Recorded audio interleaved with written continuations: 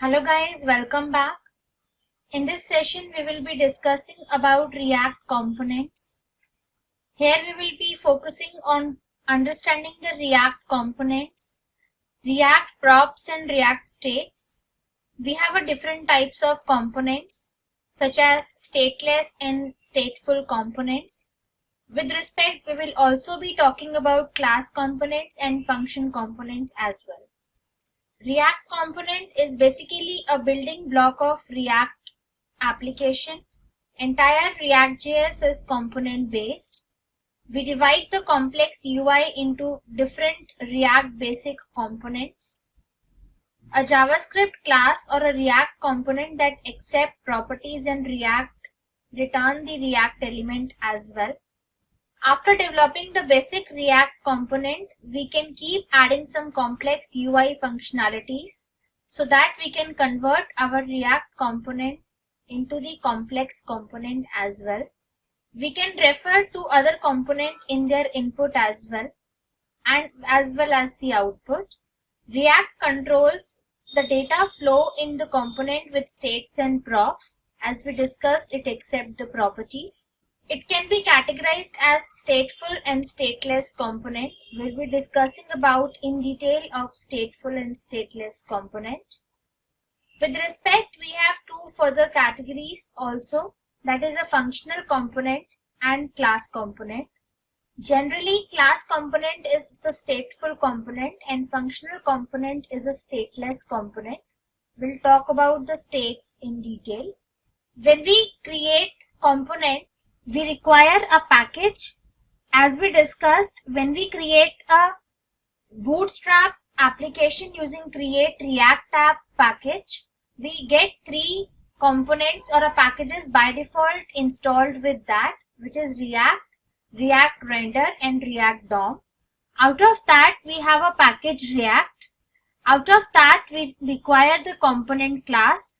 When we create our own component class, that extends the component class itself, and that particular parent component class has further lifecycle hooks of React component. Out of that particular hook list, we have a very important hook method, which is the render method, that returns the entire JSX that has to be rendered when this component will be executed or rendered as a default component or a parent or a child component as well. Let's switch to Visual Studio. As of now, as we discussed, in SRC folder we have index.js, where it is decided that app component is my root component. When I go to the app component, this is the default component that has to be rendered when my application will execute or compile.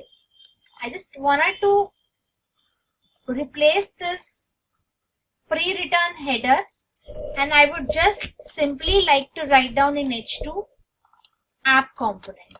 When I check my output, I simply get this. Afterwards, if you wish to create your own component, it is suggested that you could create one separate folder under this SRC and name that folder as components. As I discussed, whatever you write inside the SRC will only be compiled by the compiler. So just go inside the component and add a new file, users.ts. To create your own component, custom component, you require an import statement. This has to be JavaScript. There is a package already installed at the time of creating the application using create React app. There were three packages gets installed. One is React, one is React DOM, and one is React scripts. Out of that, we require a React package under which we have a component class available, that is a root component class, which is a parent class for all the custom components. We also have direct React component to inherit a class from this package. I'll just simply create a users component and I'll extend my component class in this. You can extend your component class into your user's component by two ways. One way is you can directly write down the component that you have imported into your statement. Apart from that, if you have just imported the React, you can simply write down react.component. So you have both the options. After that, as I discussed, that when we create a class component, this user is a class component that extends the component class itself. We have our various lifecycle hook methods of a particular component in React, as we have in Angular as well. And if you are from any other web programming, you also have a component lifecycle hook methods. Out of that, render is the method. Whatever you write inside this and return in the JSX format, that would be your component rendering output. We will be also talking about other lifecycle hook methods very soon. The render method gets executed and it returns the component in the JSX format as I discussed. This should be parenthesis, and just write your JSX inside this. I'll just write a div. This is, or I should write it like users list. Once this users component is created, export this class to use it into your main entry point of your component. Just write on the class name. Post that, we have app.js, which is our root component. I would just like to render the users component inside the app component. So first I'll import from ./components folder. Under that we have users.js. Do remember one thing, we do not import the component in curly braces. We just import it as a normal component. Afterwards, I would like to render this into my app component. I'll simply render this as an element. You can render by two ways. This is a container element, or you can also keep like this, a self-enclosed tag. Once I'll save this, I can see here the div is my main element, root element. Out of that we have three elements. H2 is the HTML element, users and users self-enclosed tag, both are the elements as a component. So I can see there are two users list renders here. Do not try to write down the users in lowercase. The lowercase tags are recognized from the HTML emphasis and the capital gets enclosed as a component. Post that, as I discussed, we have two types of tags. One is a class component, that is starts with a class that extends the component. This is also known as stateful component. Another we have a functional component that does not extend the class. They can be directly returned as a variable enclosed. So I'll just go to the components. I'll create a user component, user.js. Now this is the functional component. So once I'll try to create this component, I'll simply write down a variable const user. I'm using an arrow function, otherwise you can also directly write down function and then curly braces. This is a flat arrow function, a short way of writing your anonymous functions. This will return the JSX, whichever statement you would like to return. As of now, I'm writing into the div user. Once I return this user, I also need to export this component, export default user. We do not require the import statement here because we do not require the component class to be extended the functionality into the users class as well. I'll just save this. Once this functional component is successfully created, I'll just go to the app.js, and in the same component, I would also like to render the functional component, which is also known as stateless component. So first I need to import the statement where from the same folder the component comes in, component/user, and here I just would like to display the user component also as a child of this app. So first I import, and here I just render user. You can also use it by both the ways, user or self-enclosed tag as well. Once I'll save and I'll see over a browser, it is saying that in line number 4, in user.js, React must be in a scope of when using the JSX. It does not require the component to be extend into that, but if you are talking about the JSX syntax, you have user React. Similarly, I am also using the JSX syntax in the user, so you also have a React imported in that as well. So I'll just simply import. We do not require a component class. We just require a React to use the JSX in React component. I'll just simply remove this. Save. Once you have imported the React, you can use the JSX syntaxes into your return.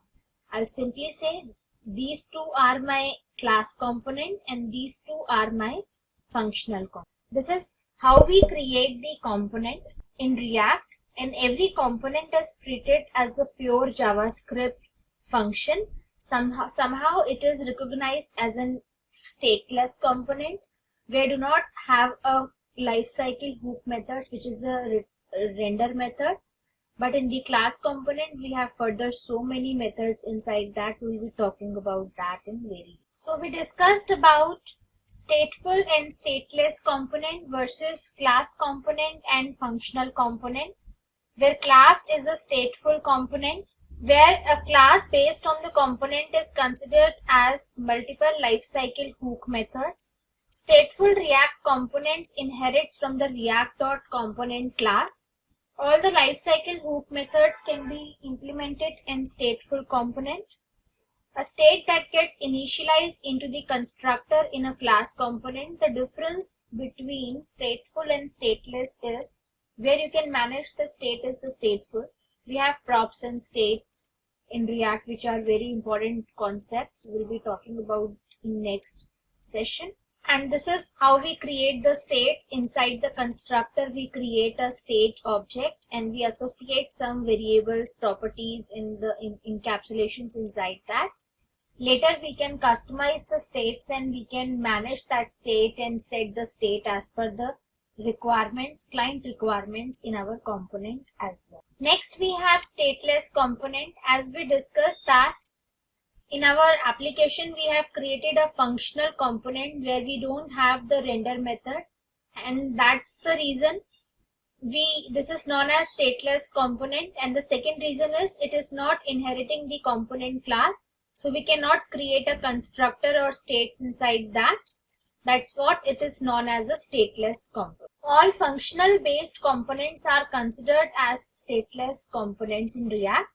Stateless React components are pure JavaScript functions, so we don't need to have state in that. Pure JavaScript functions never require the state to be managed and changed during the entire execution. Use stateless component when data never needs to change, that remains static into the entire application. And when you have a hard code data which never to be changed in the entire application, you can create a stateless component and you can use that. Downside is that we can't have the lifecycle hooks. So further, if you have to manage the pre-rendering or rendering events, or after rendering what are the events has to be handled, that cannot be managed inside the stateless. Thank you so much guys. Stay tuned. Hello guys. In this session we will be talking about React props. Props are basically known as React properties. They are basically a kind of global objects or a variable in React component. We use props to send data to the components basically. In each and every component, as we discussed, treated as a JavaScript function, so props are passed as in parameters to that. In React, props are equivalent to the parameters of a pure JavaScript function. They allows us to pass the data from one component to another using props. Props are immutable only, which is known as read-only, because these are developed in the concept of pure functions. And in pure functions, we cannot change the data of parameters. So also cannot change the data of a props in ReactJS as well. We use this keyword for a function-based components to access the props, and we use props as a keyword to access the props in a stateful component or a class component as well. Let's understand how to create the props. I'm already having my application in which we discussed in the last session. We have a users component which is a class component, and after that we have a user component which is a function component or a stateless component. For example, and these are being called from app.js. Let me open the users.js as well. So I'm accessing the class component and function component from the app component. Let us write a comment here. Stateful component, or also known as class component. I would like to make this statement as a comment. And the next is, I'm just printing it here, stateless component, also known as function component. So these two statements are rendering the class components. These two statements are rendering the stateless component or a function component. If you want to pass anything to your class component, you simply write or pass inside to your class component. For example, I just wanted to pass the username. So I'll just write down the name as a property and the value of this property. Let's say the user name is King Coacher, right? If you would like to access this, you can still see it is rendering the user list. This name is never to be printed anything. Because once you will render this component, what you write inside the JSX or a return, only that data will be displayed to your render method. For that purpose, if you pass any properties or a props from your root component where you are rendering your users component, you need to go to your users component, and rather than displaying the users list, you just need to display, as I discussed, this belongs to the class. As I am using the class component, we require a props keyword to be used, and after that, what's the name of the prop you are passing? Name. Afterwards, just render it back. It displays the King Coacher to you. You have displayed only one prop to one render. That's why the second users does not display anything. If I just pass the another name here, John Smith, I'll just save and check the second name is displayed here as well. This is how you pass the props to your class component. You pass the prop as a property along with the value. Afterwards, if you wanted to render this in your JSX, just write down this which belongs to the current class, whatever props are being passed to this current component while rendering this, props keyword and the name of the prop. If you have more than one props to be passed, you can simply go and pass age, and here I'm just writing 24. I'll pass the age to the another user, let's say 30. When I'll just save this, it will not render it here, because until and unless you are not going to modify or append your render, it will not display anything to you. I simply create a bar in between of two props to be printed. This dot props dot age. Save and check the render. It's 24 and 30. You can also modify with some user-defined messages. Name is this and age is this, right? This is how you pass the props to the class component. Let me just make a bar in between of that, so that we will be having a clear difference between class component and stateless component. I'll just keep it inside the paragraph, right? Now let's check how to pass the props to the function component. Let's say you are supposed to pass the prop to the function or a stateless component with the same way. Let's say name is Shreya Sharma, and you are also passing the name to the self-enclosed tag. Let's say Gautam Bhalla. Afterwards, when you just see it, nothing to be printed here with the name, because you haven't modified the JSX which is being returned from this function component. So you need to go to function component.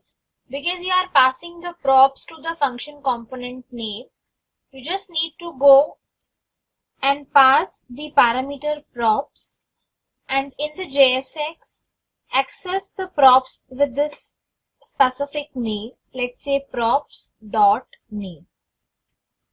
Make sure the props names are case sensitive. So when I just print it well, it displays two names, Shreya Sharma and Gautam Bhalla. I can simply modify this name to be printed. Afterwards, we can also pass the props to the function component as in children also.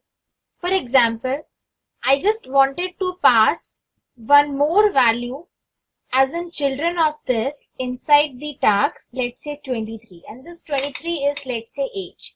So we haven't written anything anywhere that this 23 is age or something else. So how to access the values which are passed as in children of the nodes? Go and try to print this element. See, if you try to print it like this, age, and print props dot age, so in that case it is not supposed to print anything to you because we haven't written anything that this 23 is age. So in that case, you need to just simply go to your component, and rather than writing props.age, just simply write down props.children. I'll render this. I simply get 23 and 45 as well. So this is how we pass the props from class component and access using this .props.name, and how we pass the props to the class function component or a stateless function component, which is name as an attribute and 23 as in children, and access them by props.name and props.children as well. We can also make some conditional decision-making implementations in the components while passing the props. For example, you are about to create one more node for the user component. At that time, you are not passing the name, and this name is somehow called passed as in props.name directly, not children. 45 is the children actually. So when you are not passing the name and you just go and see what's the output, it's saying name is empty, something like that. I wanted to display some message instead of this empty name, so I can make some decisions to my function component. Here I am not passing the name, so I just wanted to make some decisions in my const variable. I'll say let name equals to, how we access the props, props.name or props.age. So I said if props.name is not passed, it means it is not true. If it is true, it is valid, name is being passed, then assign to the names variable props.age as it is what is being extracted. Otherwise, if name is false, means props.name is not passed, just pass the message not available, or you can simply pass unknown.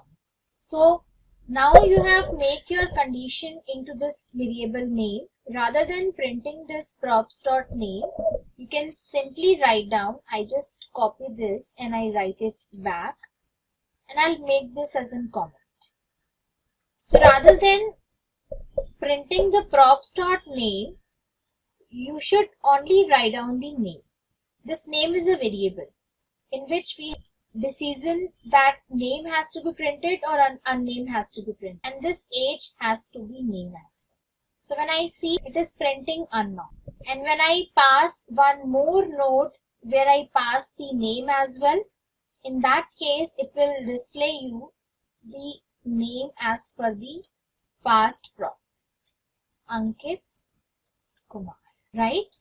Similarly, when you are passing the children, let's say you are not passing the 45 here, and you are not in the 45 here, it means you are skipping the age for the Ankit. In that case, you are getting age as an empty. I just need to go to my component and I would like to check for the props.children as well. I'll simply write down the condition if props.children is not true. We can write down this condition in this function, but we cannot write down this into the conditional without conditional construct inside the stateful component. So I'll just write down return if children props.children is true, then return this JSX. I should not write down inside the return as the conditional programming in JSX is not allowed. Write down this JSX that div is this and name is this and props is this. Right? Should write down only name. But if the props.children is not true, then return the JSX where simply print into the div invalid entry because age is not known, right? So if you are not passing the age to the Ankit, for Ankit this entry has to be invalid. So I can see that for Ankit the entry is invalid because age is not passed, children is not passed. So you can make any vice versa condition to be evaluated and to be true in your application. Similarly, if you would like to check for the class component also, that if you do not pass the name to any of the component, in that case it has to be printed invalid also. So if you are writing here user but you are not passing the name but you are passing the age, so you can go to the user component and can simply make the condition rather rendering it directly. You can simply go and check if props dot name is true, then do this, otherwise return this JSX. So I simply return this JSX here, otherwise in the else part return the JSX div invalid entry. If I go, you can see for the third class component to be rendered, the output is invalid because I am not passing any valid entry to this as well. Similarly, these props are being passed from your component where this users and user component are used or rendered as a child component. For your own component, any component, you can also have the default component as well. For example, I just wanted to write down the class name. Along with that, I would like to pass the default props where I say that the header prop is having a message, let's say header here, and I also have one more prop, footer, and I would just like to display footer here. So when this prop has to be rendered, at that point of time, it is just giving me the error because I have not placed the equals to, right? These two props are passed as in default props. So when you are printing this name, before that, if you will print one more div and display this dot props dot header, and you will also display this dot props dot footer. So whenever this component has to be rendered, these props will be taken from the default props, and this name and age prop is being passed from wherever it is being accessed. And you know that entire JSX must be placed inside the container element, root element. So I should keep that entirely into one div. So when I'll see, I am having header, then I am having on passed props, then footer, then header, then footer. But for the invalid entry, I am not printing the header and footer. This is how you pass the props in the class component as well as in function component, and how to actually pass the default props inside the class component as well. I hope you really understand the concept. Thank you so much. Stay tuned. Hello guys, welcome back. In this session, we will discuss about React states. As we discussed that we have two types of components, stateful components and stateless components. The React states are to be managed in the stateful component only. In React, state is just like a data store where we store some variables and objects, and we keep changing their state as per the requirements or the actions taken in the component.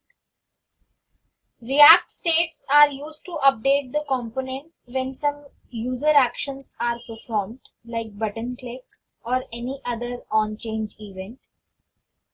State management is possible in class components only because, as I discussed, class components are stateful components and function components are stateless components.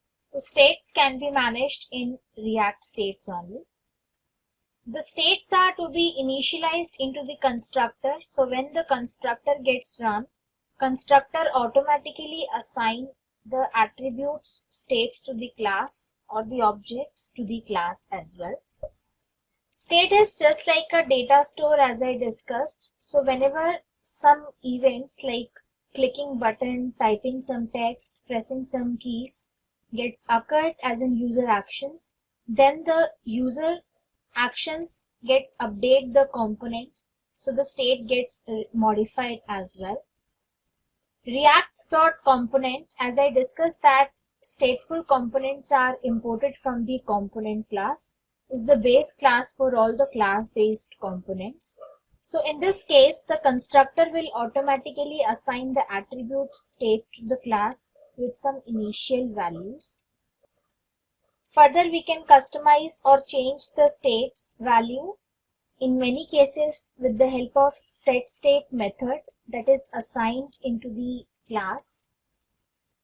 Let's understand with the help of one example how to create that stateful element or a component with the states. We have already discussed about the props before this session. I'm having 3 components, although I'm having 4 components. 3 components and one is the entry point. Index is the entry point that renders the app component as a root component into my root element which resides in the public folder index.html. In the app component, which is the root component, it's already a component. I'm rendering a user component inside this. This user is a stateful component, that is a class component. Inside that, I'm rendering 3 custom components or a stateless component user. I'm passing name as an attribute or a prop, and I'm passing 20 as a prop children. I already discussed how to pass the props in the previous session. This name is actually a prop.name and that prop.children which is being assigned as an inside of the node as well. So in app.js, I am accessing users. In users, I am displaying 3 nested stateless users with name and age. When I'll just simply save and run this entity, in that case, I'm having name and age along with the 3 users. Afterwards, if you would like to manage some states or initialize the state management into your component, you can see that right now here we have these three names assigned as an static values. What I'll do, I'll go inside a class, I'll create a state object, I'll create a user list, an array of users in which I'm having two properties. One is name, which is Karthik Sharma, and second is age, which is 20. In this way, we have three objects in this user list under a state object: 25, 30, name is Rohit Sharma, and Himanshu Dangam. This is how we initialized the state object. Afterwards, let's say I am also having one title, users list. Now, rather than writing the static values every time, what we can do, we can simply print into this div. I'm creating h2 and I'm printing users list. Rather, I'll just write down from the state this dot state dot title that is being assigned with this user list. So when I'll just save, it is saying unexpected token because in objects the values are assigned with colon, right? But these names are right now coming from these static assigned values. You can change their values to be taken from the state.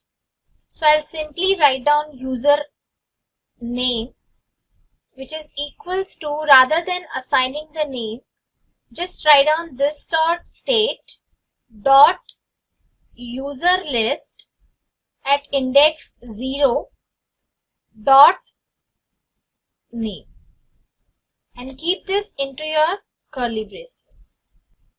In the same manner, I'm assigning the index 1 dot name to the second user and respectively to the third user as well.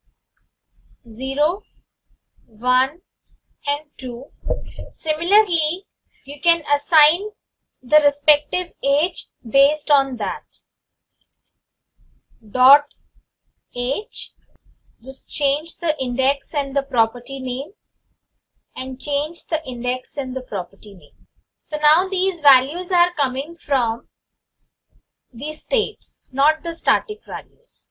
For the time being, you can simply change one more index and can assign one more name and age or an object and can recheck that. Sarah Bowling. Right? So in this way, we can initialize the state and we can use the state in our component wherever we require that.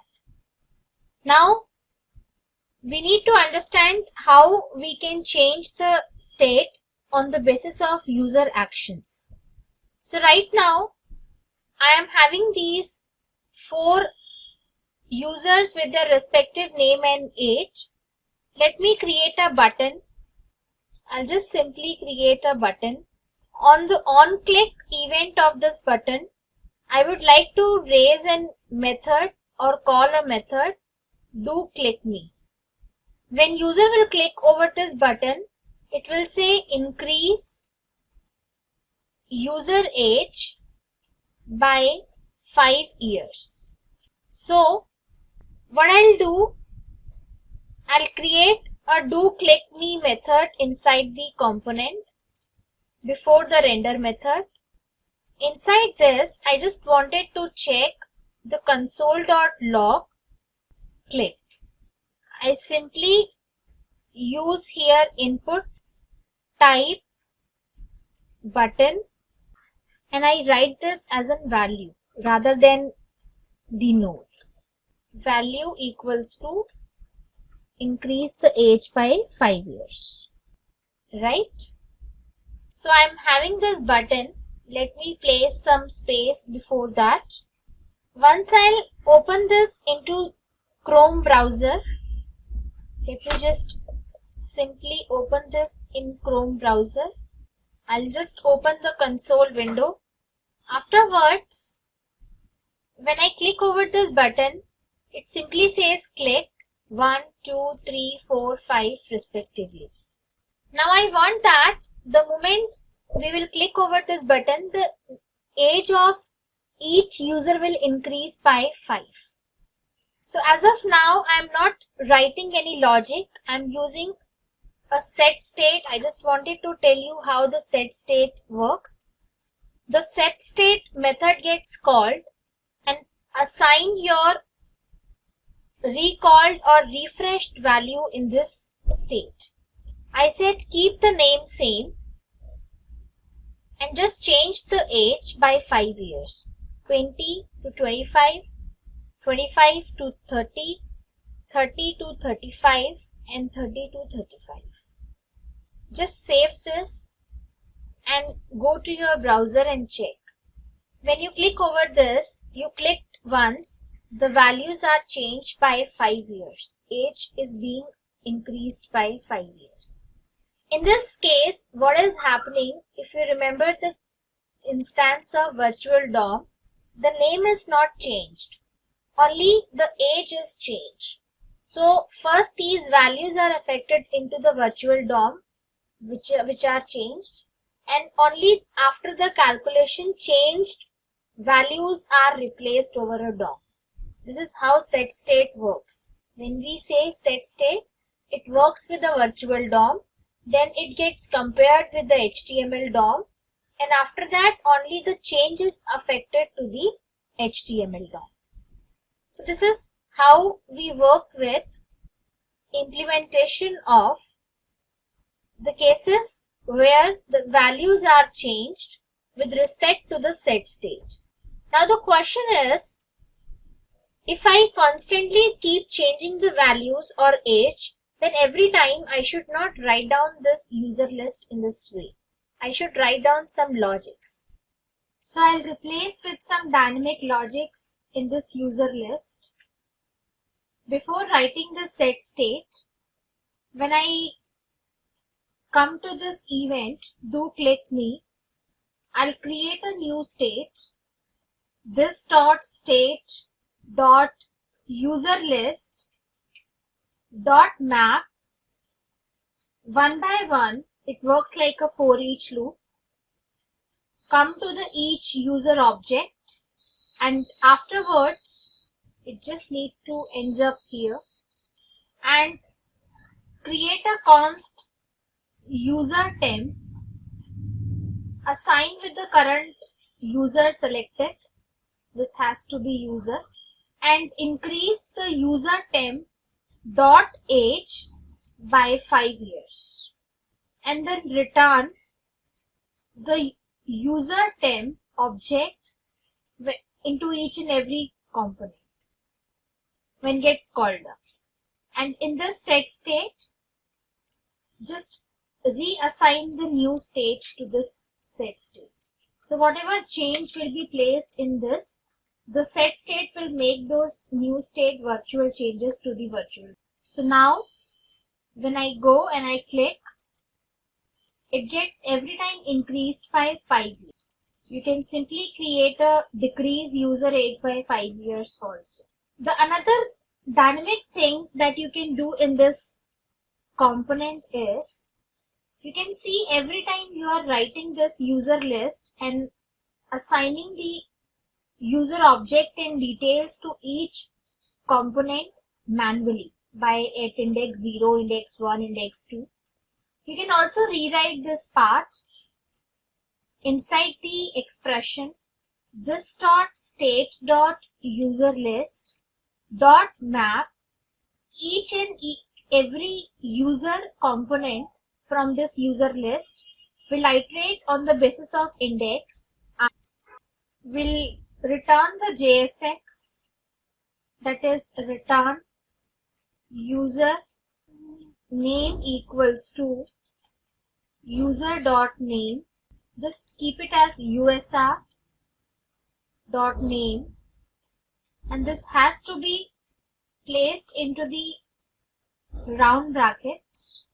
Along with that, would like to print user.usr.age. So I can simply get the ages and I iterate the user list on the basis of that. Sometimes I get the key error that iteration should take place with the help of a key property. So in that case, you can write that I'm executing on the basis of the iteration that take place through into the map, because map works with two parameters. One is object and one is the key iteration.